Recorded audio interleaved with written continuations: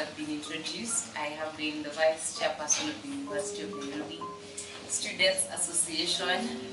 I have been the Advancement Director for Kenya University Students Organization. I'm passionate about democracy, I'm passionate about governance, and creating a society that I will be happy to leave for my kids and other generations. As the BBI report said, we need to think about the 3 generations to come. So I'm passionate about creating that environment.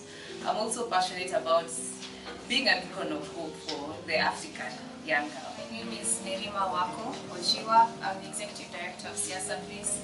Siasa Bliss is an NGO formed in 2015 that educates young people on the Constitution. We currently work in 10 counties, but we focus on policies that cover youth, and we advocate for them. So we're also involved in demonstrations and even policy. So some of the counties we assist them in writing policies for young people. Today we are talking about women in leadership, and we already had almost an hour of people just talking about what women and the leadership situation in the country. So I would like to know, like, before you get when you hear the words women in leadership, what's the first thing that comes to you?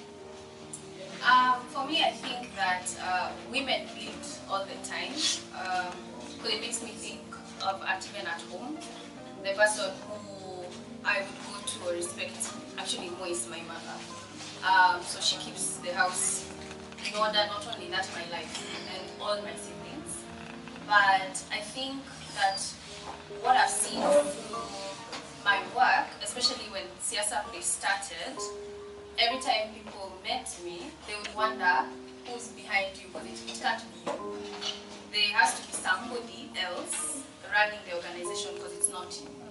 And I think we have a particular stereotype of what a woman leader looks like, and I don't fit in it. So a lot of times people get confused, and I think that the future of leadership is now, where a lot of women are leading and not necessarily molding themselves to look a particular way. And so when I came in, I heard about Hillary Clinton, and the fact that during her campaign, she actually changed her look. From having shorter hair, which used to be longer and straight, to wearing more pantsuits that were blue and white. And most people would not notice that. But as a woman in leadership, I did.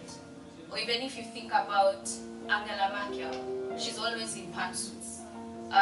If you think about women in leadership, we see them with the short hair, and people always talk about Kenyatta, Margaret Kenyatta, Rachel Ruto, like they have this look that they must have. And I think that we need to get away from it and talk about more of their mental capacity to be able to lead, not necessarily the appearance of a woman, which is difficult.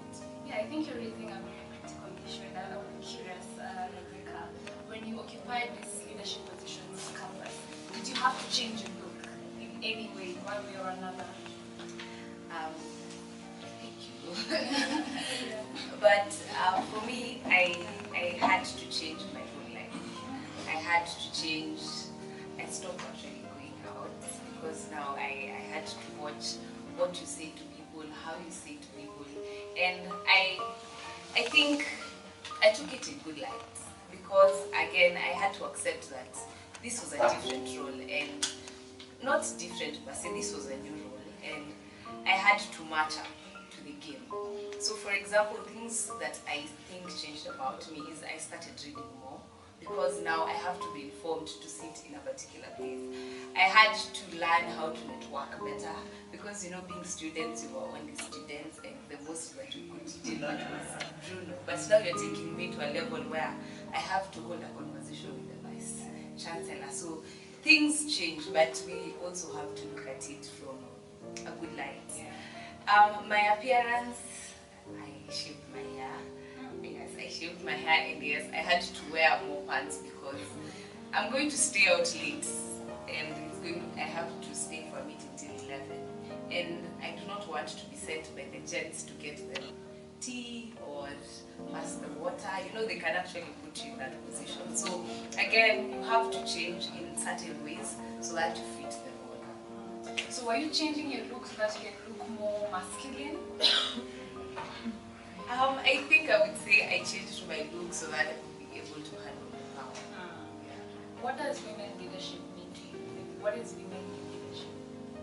Women in leadership for me is a woman accepting the role, or a woman desiring something and wanting to be ahead, seeing the agenda in another perspective and wanting to lead that agenda to get people that she wants to lead to actually get there. That is how I think about it. Marina, for you, do you think there's a difference between male leadership and female leadership or women leadership? Absolutely. Yeah.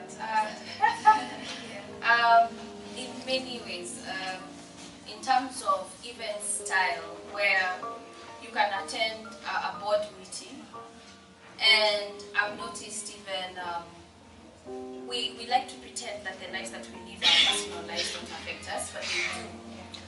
So for instance, if you're in a board meeting or something like that, a woman can almost immediately tell something is happening with so and so. And even during that meeting, almost try to not really involve them, because they can see maybe they're dealing with something, and then let me talk with them after the meeting. But for a man, it's like, I don't care what you have going on at home. I don't want to know personally. We're here to work and it's business. And there's an emotional aspect, an emotional intelligence, which I've seen more women leaders have. But also when looking at problems and coming up with solutions, I have recognized that there's a wider perspective when you're looking at solutions, in the aspect of its family or things like that. And I can give an example of my office, like where I work. And you talk about accessibility to a bathroom, or when we have meetings that end late, I actually am concerned that my staff who are female are escorted. I worry about that. But if I had a male boss, go home, tumemaliza na kazi. So, and those are the things that I think that we can take for granted. And I'm not saying that all men behave that way. It just takes an extra effort for men to do more, especially for even their female employees. Because even right now, in my office we're discussing nursing rules and things like that. Things that even in a modern day office, people are like, what is that, what for? When we were having the discussion, it came up so much that women are so emotional, and it's what almost makes them bad leaders. But from what I'm getting is that that emotional touch is actually a strength. It's a strength. I think we are a generation where people want to be recognized, your efforts want to be recognized, and your strengths.